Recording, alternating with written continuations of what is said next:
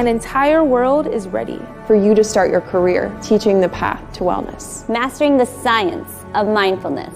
And the art of coaching. To help clients achieve mental, emotional, and physical betterment of life. Through movement, nutrition, recovery, and regeneration. Because impacting one person impacts a family. Impacting a family impacts a community. And impacting a community impacts the world. Become an NASM certified wellness coach. You're listening to Random Fit with hosts Wendy Batts and Ken Miller, winner of a Gold Markham Award for Digital Media.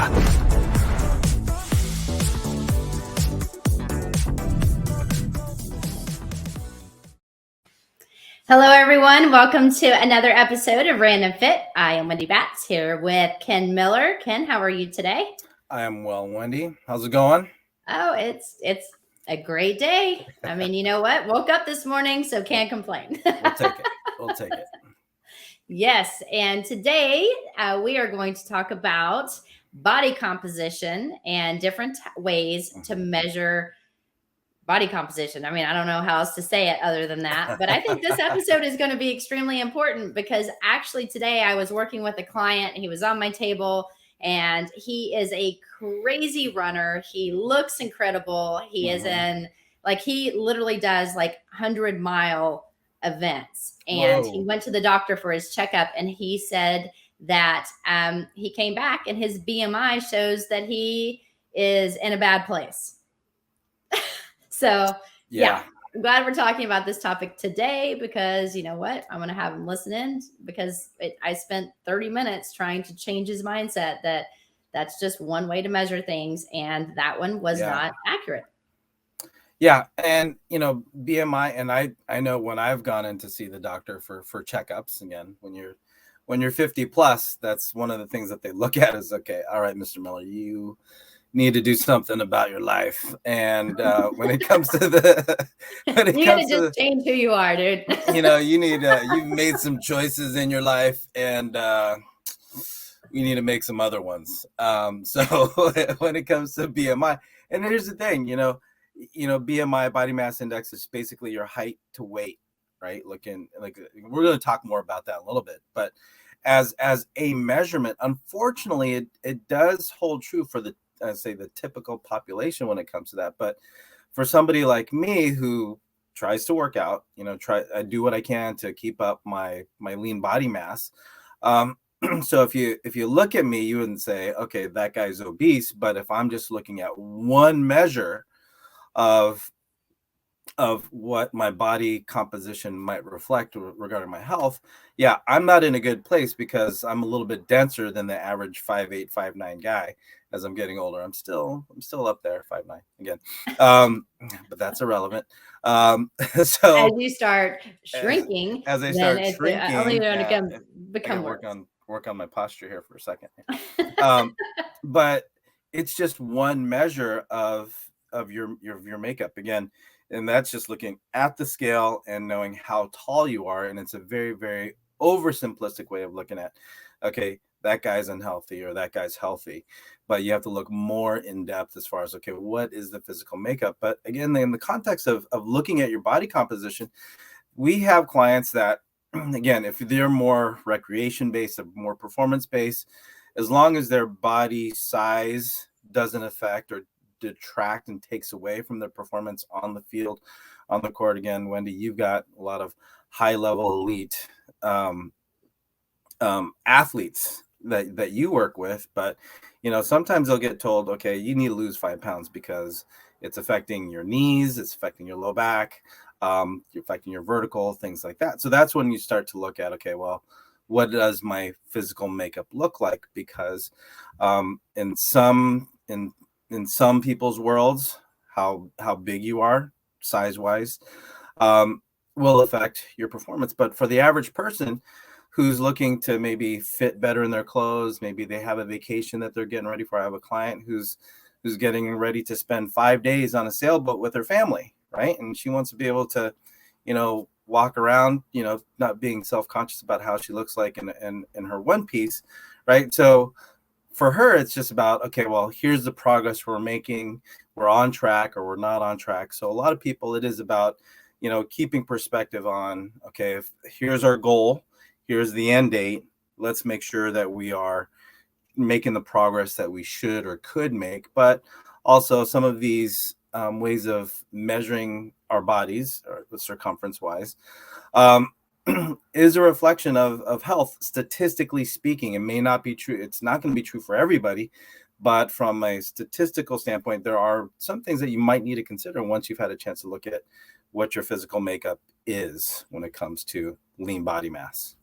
Yep. And those of you guys that are just joining Ken Miller and I on Random Fit today, we're talking about body composition and that there's different ways to measure the results.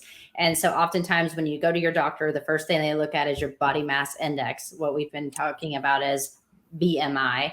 And so the ways that they calculate that, there's two different ways.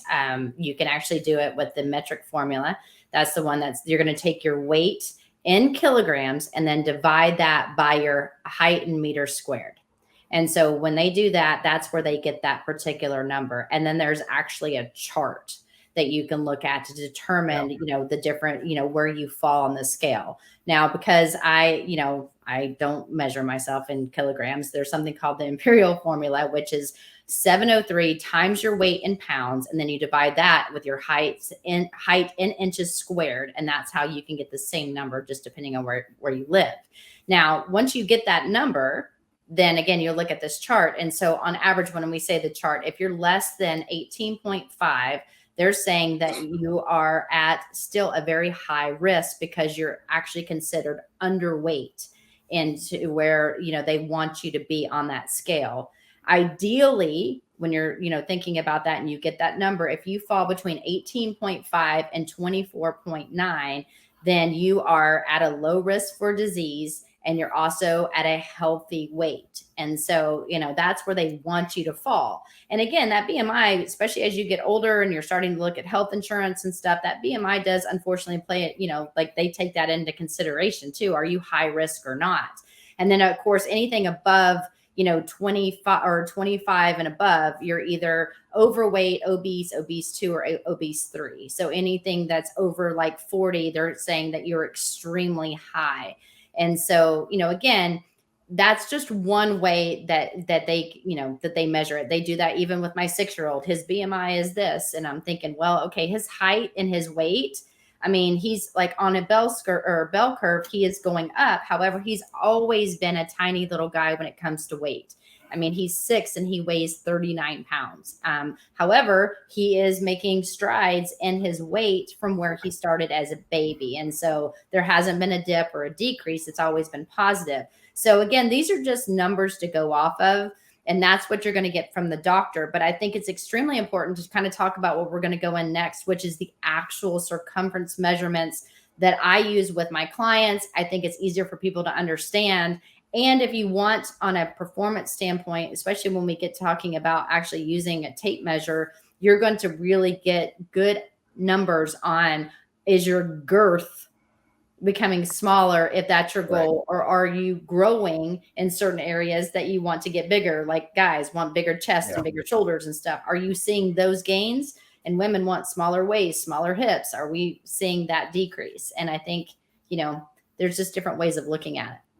Yeah, and I think just to continue the conversation about overall body makeup and body mass index, again, something that insurance companies do tend to use as a piece of the puzzle. Again, they're trying to gauge, okay, how healthy is this person? And, because your insurance rates are going to reflect, are you a healthy person? Or are you an unhealthy person? But, and I do have a couple clients that are in the insurance industry, but one of the things you look at is, again, okay, what are some of the pieces of the puzzle? So if let's just say you're high or your risk is high and you're classified as obese using the body mass index, and that could be for anything, right? Circumference or body mass index. But they're also going to take a look at, okay, well, how is your blood pressure? How is your cholesterol? They're going to look at blood work. So they're trying. So we're not trying to say that, okay, body mass index or circumference measurements or whatever your body composition is the end all be all, but it is a piece of the puzzle to where it's like, okay, if we're not looking good here, well, how good do you look in other aspects of your life? So when we are talking about goals, and again, we're just looking at physical body composition type changes as you would measure them in this example of body mass index. The one thing I like to look at, again, in the example of my client who's going to go on vacation, you want to look at trends. Here, it's maybe a 3-4 month trend, right? But for other people, in the case of health and wellness, where are you year over year? Are we trending in the right direction? Are we making good decisions as far as, doing things that are favorable for our health and wellness? And body mass index, again, a very, very, very simple way of looking at, okay, well, how is your risk for having health or metabolic issues just based on how much you weigh? And of course, you can't do anything about how tall you are, but depending on what you're doing for yourself, are you working out? Are you managing your weight? Body mass index, unfortunately, is a reflection of statistically what the general population might look like under a certain height weight ratio. But if you're an exerciser, again, now you're falling farther away from the norm. So this is just something we want to look at. Like in the case of your client, he might be ripped and lean and shredded, but he's not considered healthy according to this. So this is just a piece crazy. of the conversation. Yeah, because again, they're not looking, and I'm going to repeat this, muscle does not weigh more than fat. We're just going to put that out there. A pound of fat is a pound of muscle. It is what we're talking about at that point is girth, because obviously a pound of muscle is going to be leaner than the pound of fat. And so that's why when we're looking at, these next, especially when we get into the tape measurements, that's really, really important. And, those of you guys that are just joining Ken Miller and I on Random Fit, we're talking about body compositions and different ways to measure it. Again, when you're thinking about BMI, they're looking at your height and weight. I think another one that we really want to talk about too is, the visual look, because you hear people and again, I found this interesting because, I had a client come in and say that she is described as an android. And I was like, what? And then again, it made me had to go back and think like android. I'm like, okay, android versus a gynoid. And then it's like, okay, wait a minute. That's the apple and the pear. And unfortunately, guys, the way that, some of us hold our body fat and where we hold it, a lot of that is genetics. Most of that is genetics. If you're going to become, bigger and, we can't spot reduce when we're trying to lose body fat in certain areas. And unfortunately, if we start gaining body fat, we can't say this is where we want it to go. And so, when you're looking at someone, and when we say an apple, it just means that above the waistline, they're holding more body fat. And when we talk about pear shape, that would be, like from the waistline down. So more in the hips and thighs area. If you're looking at those two visually, a doctor would rather you be a pear than an apple usually, because you have a decreased chance of health risk in comparison to an apple. And, just because of the visceral fat. And so again, that's going to elevate your health risk. And so, if you're looking at yourself in the mirror, you're like, okay, am I an apple or a pear? And, unfortunately, if you're the apple, we want to really show you that these are certain things you want to consider and take into consideration, because it is harder on your heart. And there are a lot of other things that can be associated because of where your organs are. So that's important to know as well. Yeah, and I would consider myself more like an upside down mango, just kind of. A mango? Nice. Well, upside down mango. I think I am definitely a pear if I had to choose. Well, there you go. One of the two. Right. So I've got that going for me. But again, I don't like the pear. You know what I mean?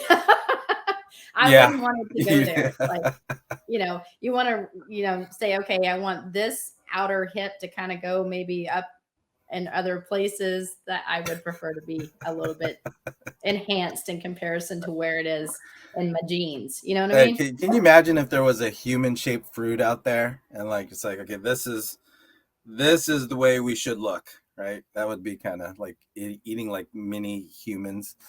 But, I picture that as, hopefully it's some kind of sweet fruit. But yeah, so one of the points I want to make here, again, we're talking about body composition, different ways to measure it here on Random Fit. So if we take the body mass index and then we just take something as simple as your waist measurement, again, just going around the midsection again. Couple ways you can do this, as long as you're consistent. Again, if you look at the belly button never moves. So if I use the belly button as my landmark and I take my tape measure and I'm going around level, keeping the tape measure level, or if you look at the small of the waist, as long as how you measure, you are consistent with that method, just keep with that. But the one thing we need to start looking at is,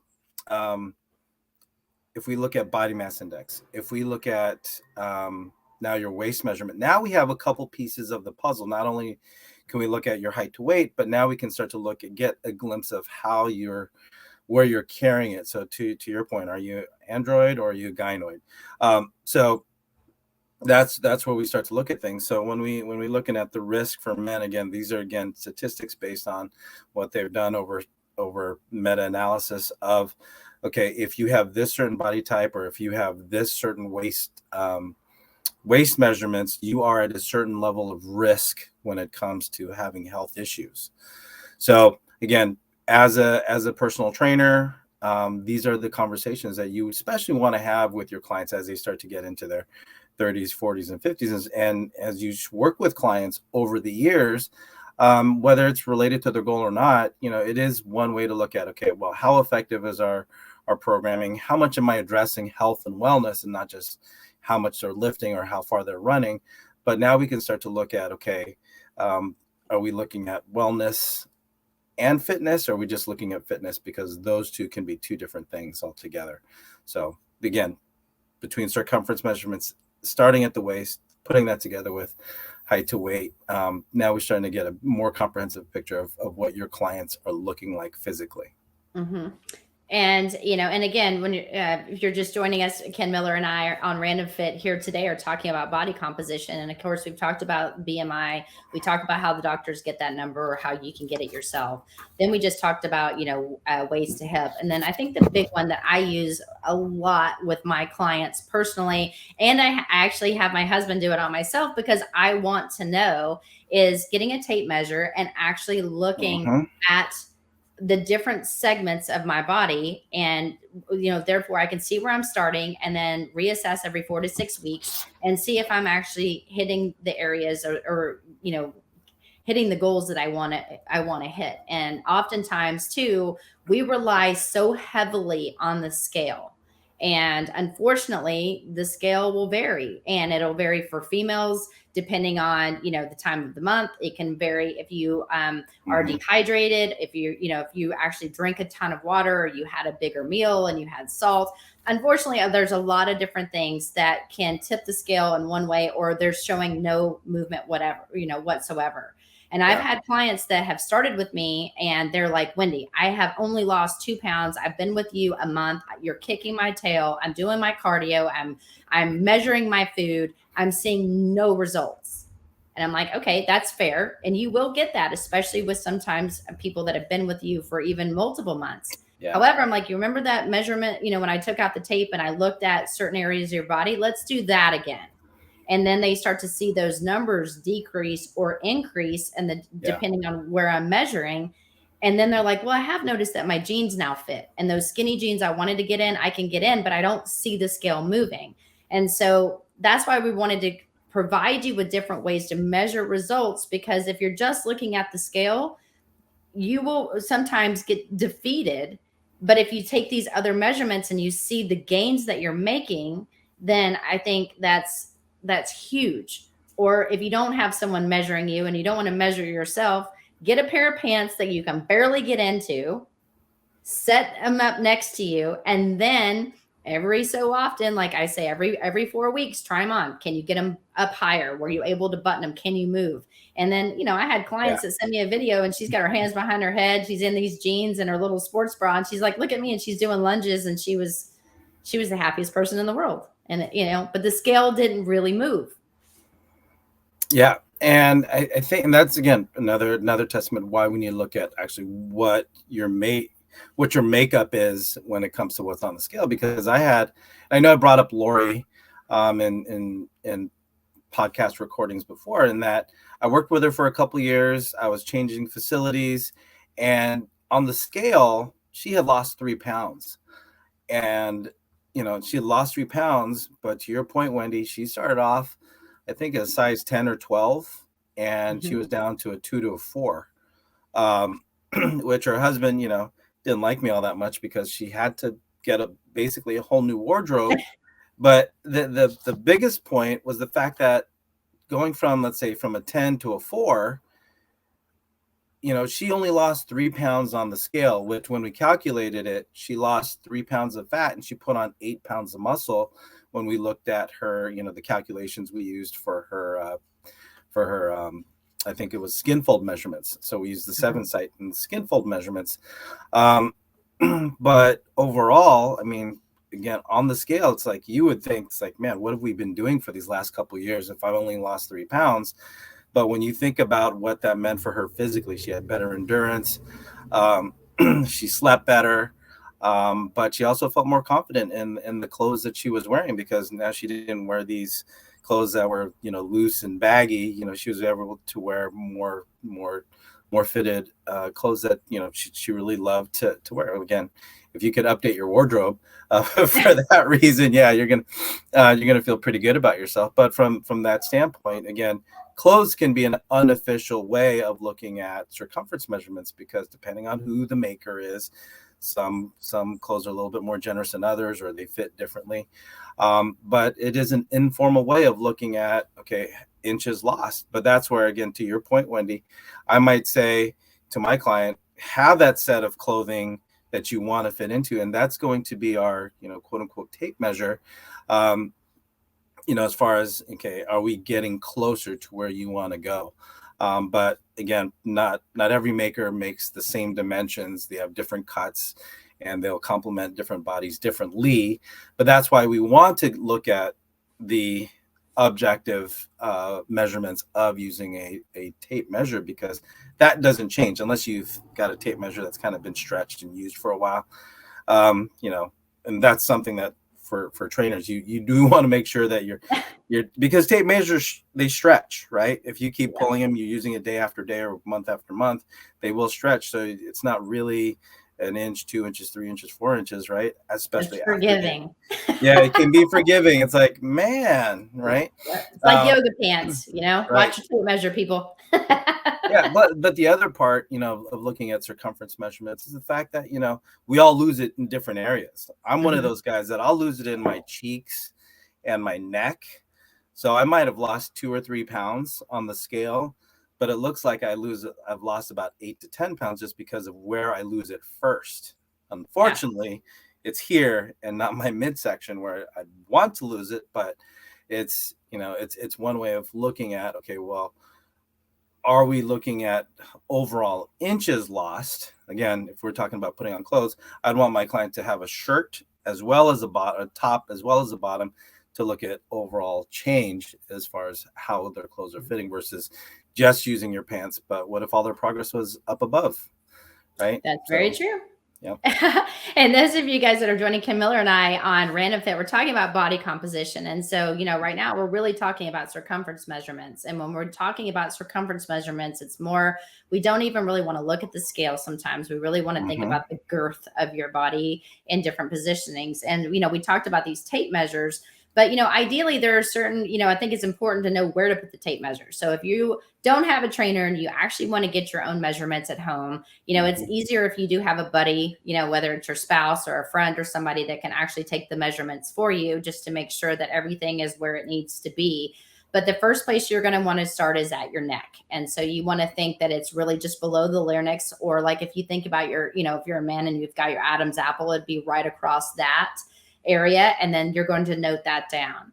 And then from there, we're going to think next is going to be your chest, and you're going to put it across the fullest part of your chest. And then you're going to look at that number at that point. You're going to make sure, obviously, that the tape is nice, and you don't want to pull it together to where you're squeezing it. You want to get it around to where it's tight. And then you're going to take that measurement there. So you've got your neck and your chest, and then you're going to go to your waist. And just like you would think about with the waist to hip ratio here, when you're thinking about it, it's going to be the narrowest point of the waist below the rib cage, but just above the top of the hip bones. And so there's just you can see that there should be like a narrowing of the waist, and that's going to be where you're basically measuring right at your belly button, as you had said. So that's going to be where you're going to take it. Again, you want to think about not squeezing the person together, but just where it's nice and snug around that body part, and take that measurement. Then you're going to go to the hips. And again, when we're thinking about the hips, you're going to put your feet together. This is where people sometimes mess this up. They put the feet together and measure the circumference at the widest portion of the glute area. And so when you're looking at that, it's like, okay, feet are together. You're going to know exactly where to put it around. And then you're just going to make sure that it's nice and level. And then you're going to take that measurement. So again, just as a recap so far, we've got your neck, your chest, your waist, your hips. Then you move to the thigh. And so when you're thinking about that, you're going to stand with your legs, and they're about, you're going to think about measuring the largest circumference immediately below your gluteal fold, if you will. So basically right where your kind of butt cheeks meets into your hamstring, you're going to measure that point. And so you're going to kind of come down 4 inches when you do that. And then you're going to measure that area. So you've got the end of your butt cheek, go down 4 inches and then measure. And so that's where you're going to want to put it for your thigh. And then of course the calves is the medius portion, or the medius portion of your calf. So where it's the biggest, that's where you're going to do it. So it's usually just anywhere between the knee and the ankle.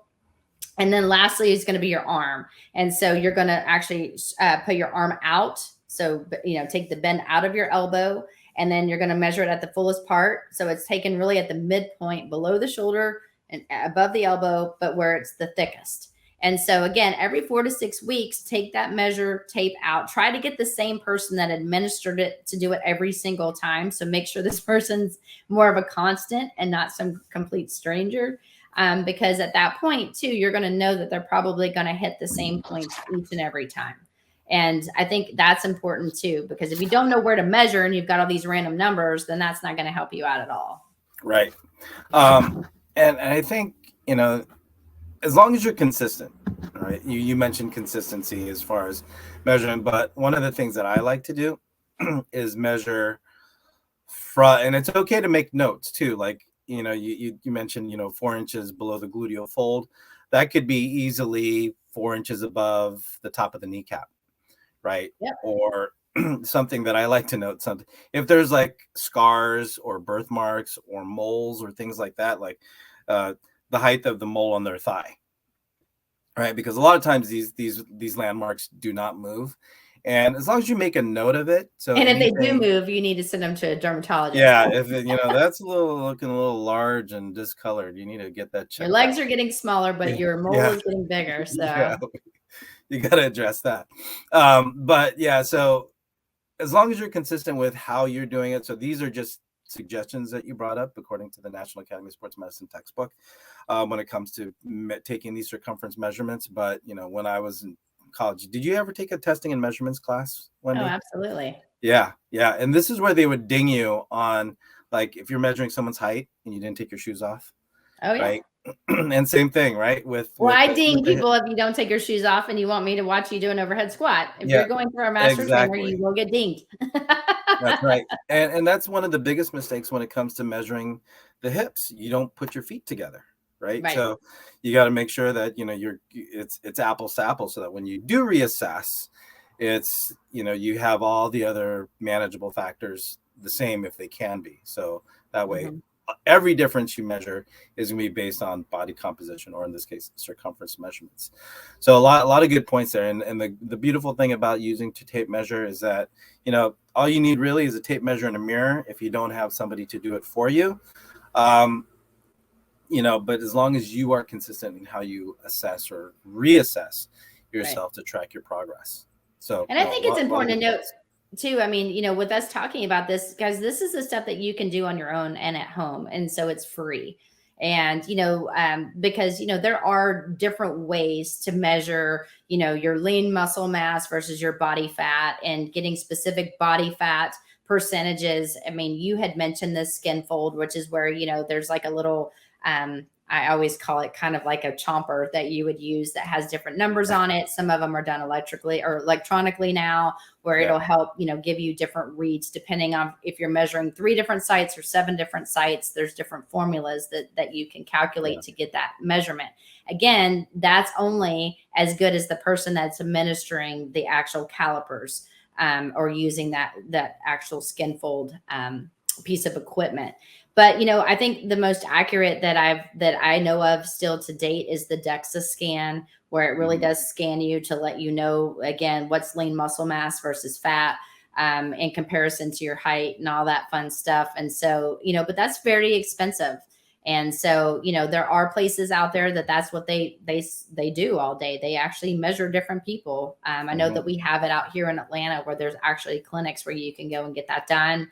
Of course, there's something called the bod pod, which to me looks like a Mork and Mindy egg, where we actually have this at our gym where you go and you sit into it. You want to make sure you're not claustrophobic, but then it actually gives you a read with the same type of data. But again, it can be pricey. And then there's things like the bioelectrical impedance. There's the hydrostatic. There's just different things that are out there, but usually you have to go to a different facility in order to get those reads. While they may be more accurate, if you can just do some of this stuff on your own and at home, it can be more cost effective, but then you're also going to know that you can redo it every 4 to 6 weeks to see that you're getting those gains instead of having to financially make sure that you're setting aside money to make sure you're seeing progress. Right. Oh, my dog's having a heyday over there.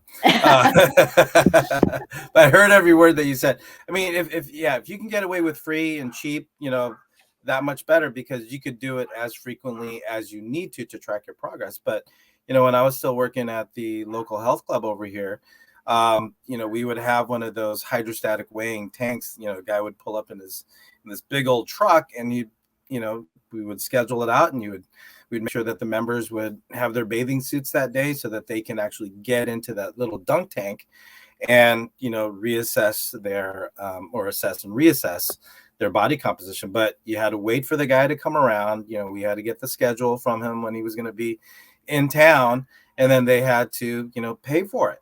Right. So, but I don't know about you, but if I'm the 5th person in line after 5 different bodies have been in there, especially if they worked out and were sweaty. Yeah, exactly. It's like, I got to lose a couple more ounces before I get my body composition checked. But then again, I jump into a pool with multiple people. So it's like, not for that sole reason, but just in general, like when the summer hits. Big body of water, you got their filters here. It's a small body, and you're in there, and you're like, I was trying to find something positive. Okay. Yes, you want to definitely think about who's going in before you and try to be the first on the list for sure.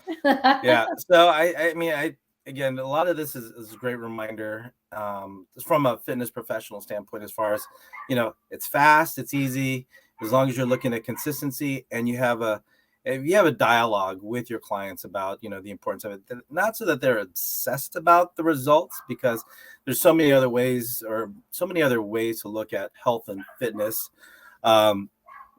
So my vantage point here when it comes to taking circumference measurements is, it's, to look at, okay, am I making the right decisions? Am I taking the right actions? And am I doing what's best for my health and wellness? And I think, my key point is stop just stressing about the scale. There are different ways to show that you are making positive gains in your life, in your choices. And so, we wanted to be able to bring this to the forefront, because again, once I heard my client and saw how heartbroken he was because the doctor said his BMI put him in a category that he shouldn't have been in, I had other data to show him, like, listen, look at all the positive gains that you've made. In the beginning, your BMI probably was reflective of this, but now you're running these crazy amounts of mileage, and that he loves to run. So again, his body isn't breaking down. He's doing the right things to take care of himself. And some people were made to run, and this individual is that guy. And, and so I'm trying to keep him healthy with body mechanics and strength.